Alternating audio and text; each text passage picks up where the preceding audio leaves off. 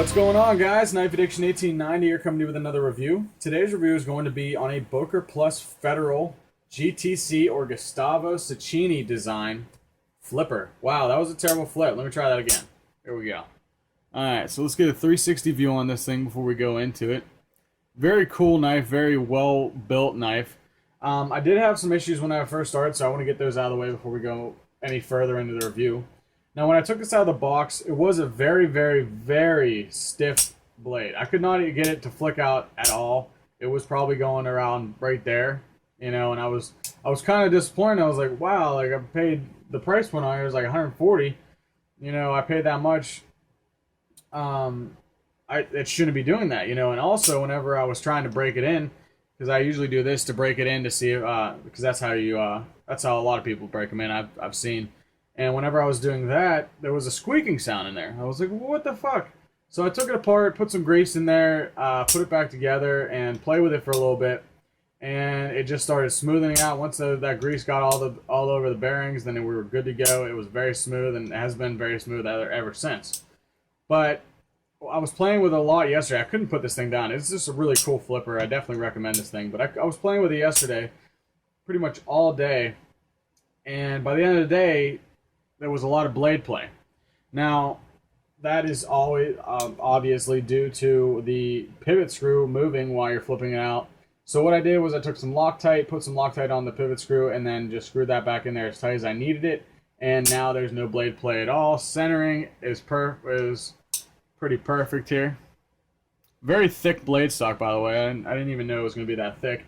And lockup is not too bad at all. So, very, very nice knife once you fiddle with it for a little bit, I guess. I mean, I might have just got a stiff knife. Maybe other ones come very smooth. I don't know, but I got a stiff knife on that one. So, very, very nice. Ergonomically, very comfortable in the hand. Both ways, if you want to hold it. Very comfortable in the hand. Not too bad at all.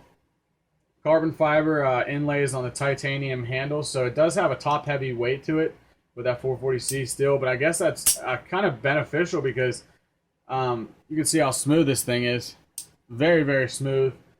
Flies out like crazy, you know, so definitely good design feature on that one. There are some differences. This is a production version of the custom that Gustavo makes. It looks a lot like this, but there are some differences, and I'll go over that. The jimping up here, the line work on here is obviously you can see that that's like a machined kind of texture there. You can tell that was done by a machine. On the custom, it's insane how thin he makes those lines on there. It's you can see the workmanship that goes into his customs. It's insane. That's why the price point's so expensive. I mean, his custom Federal probably goes for in between the lines of $1,500 to $2,500. So to get a knife that's $140, that's his design, that looks a lot like the custom, is really nice for the people that can't really afford to go and throw out $1,500 to $2,500 on a knife. You know, that's really nice. I love when custom knife makers do that. It kind of gives us the lower margin of people who buy knives and collect knives to actually get the opportunity to hold something like that in their hand. You know, so it's really nice.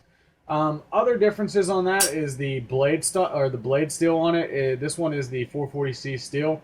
On the custom, it is S35VN, and the carbon fiber is also different. On the custom, it's lightning stripe carbon fiber. This one's just a regular carbon fiber on there. And I don't think that this is here. I think it's a little bit different design on there. But overall, very close design factor on the custom to the production knife of that custom. Very, very nice. Flies out very nice. The only thing I have to say that I don't, I guess, I wouldn't really say like about it, because it's not really a bothering issue, but I just don't get it. I don't know. I just don't get the whole feature of this. And what I'm talking about is that, obviously, we do not see that there's a pocket clip on this thing. If you guys don't know anything about the GTC or this Federal Boker, is that Gustavo made a hidden pocket clip on there. Now, I don't know if it's the same design on the custom, but I can't get a grip on this hidden pocket clip. I tried utilizing it. It is so difficult to get attached to your pocket. I just don't feel like I'm ever going to use that. So, but if you guys can see this stuff, you can see that that part right there is not attached, and if you just push this up, there's your hidden pocket clip. So it's a cool design, a very cool design, very unique design, but it's just, I don't know. I don't know if I'm not getting it right, or it's just, I don't know. It's probably just going to sit in my pocket and not have any pocket clip time. It's not really that big of a deal to me, you know, but other than that, I don't have any problems with it. It's all very smooth. Lockup is not too bad. You got to fiddle with it a little bit, but not too bad at all. So we'll go over into some specs here. Overall length of this thing is 7.875 inches. Blade length is 3.25 inches, and like I said before, the blade steel on it is 440C steel. Drop point style blade on there, just like the custom. It's the same on there with that satin rub finish on there. The only thing is issue with that is that it fingerprints like crazy. Also, another difference is the handle materials aren't like a bead blast kind of stuff. I think it's the same satin rub finish on the handles of the titanium on the custom. Sorry, I just had to throw that out there. The handle material is titanium and the inlays are carbon fiber. So like I said, it does have a top heavy feel to it. Weight on it is just under 5 ounces, so it's not that heavy at all. It is tip up if you want to use your the hidden pocket clip on there, and right hand carry only.